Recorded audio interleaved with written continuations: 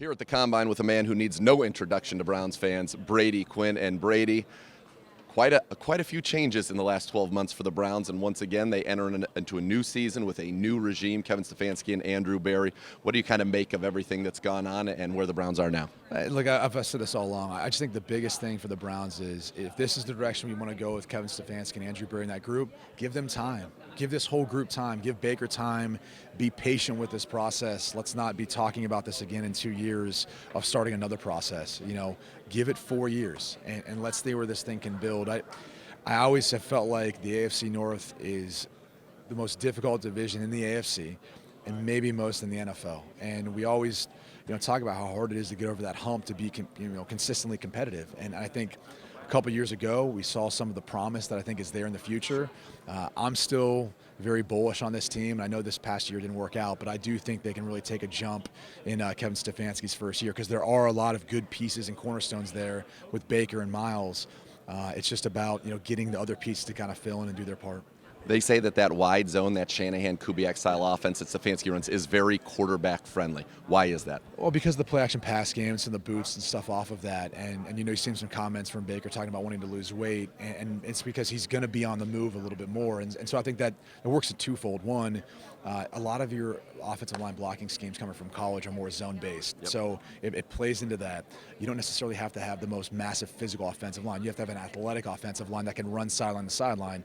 And it also can cover up some of the issues you had on the offensive line, which, if we're going to be honest with ourselves, Cleveland struggled up front a little bit last year. So a lot of those things I think can help cover up some of the weaknesses, put Baker in a great position to be able to get those guys open downfield and get him out of the pocket where I think we know how dangerous he can be. One thing that I think has been overlooked a little bit is going into his third year, this is going to be his third offensive coordinator. How hard is that for a young quarterback? It's impossible. I tell people that all the time. It's a new language you're speaking. And it kind of pushes you back on that learning curve of being able to truly just let the guy go out and play and not be thinking about the verbiage, not be thinking about what the drop is like in this system or what my footwork is like or how he's running that route or the spot or the spacing and the timing of this particular play. All those things come along with a new offense, and that's unfortunately what I had to deal with, and that's unfortunately what Baker's had to deal with, and you hate to see it. So that's why I keep preaching patience. That's why I keep preaching, allowing this group to be there for 3 or 4 years so we can see what this group is capable of doing. Yeah, absolutely, because you want things to be second nature, and when you're learning new, it's hard for that to happen year after year. Well, yeah, and we're here at the Combine, so I look at a prospect like Jordan Love, and he didn't have a great 2019 season. But if you go back and watch his 2018, it looks like a different player. Sure. And one of the reasons is change in coaching system, change in offense, some of the personnel around him, all those things. And you can tell by watching his body language and how he moves through his progressions and reads, he doesn't look as confident and comfortable. And it's the same thing for any player. I don't care what level, just because it's the NFL and it's their job, it doesn't mean that they're going to feel as comfortable in their first year. We're making a big deal about Jameis Winston and all the interceptions in this Bruce Arians offense.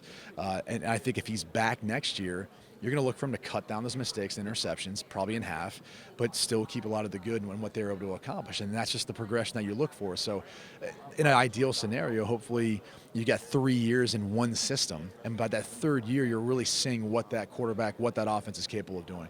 Absolutely, and you talked about being comfortable, and one of the things that lends to comfort for a quarterback, not only familiarity with the system, not only familiarity with the players, but also that offensive line, the protection. You mentioned it's a big issue for the Browns. Picking at 10 this year, it seems to be a very good tackle draft, and a lot of people seem to think that's the direction they'll go. Yeah, there's 5 first-round tackles in my opinion, and I think Mekhi Becton, he's massive. I mean, him and Tristan Wirfs, and Wirfs is a massive player too out of Iowa, but Becton almost dwarfs him in some ways.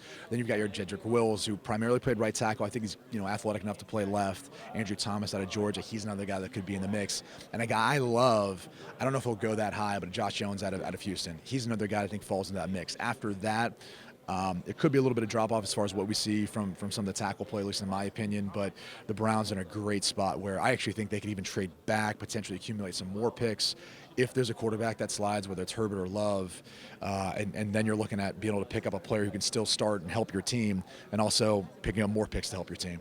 That sounds like something the Browns would most likely be interested if history is any indication. You got Paul DePodesta and Andrew Berry, these young, a young mind. He's scheming up some things. He wants to kind of slide around, move around, do some stuff, and be active. And more power to him. And look, that's how this is played now. The draft, free agency, got to be active, got to be creative with what you're doing. And I think that's part of what the brain trust there in Cleveland wants to do. Absolutely. Bray, thanks so much for the time. Can you tell us a little bit about Third and Goal and the great work you're doing with your foundation? Yeah, thank you so much for bringing that up. I appreciate it. Yeah, so Third and Goal Foundation, we make homes handicap accessible for wounded vets.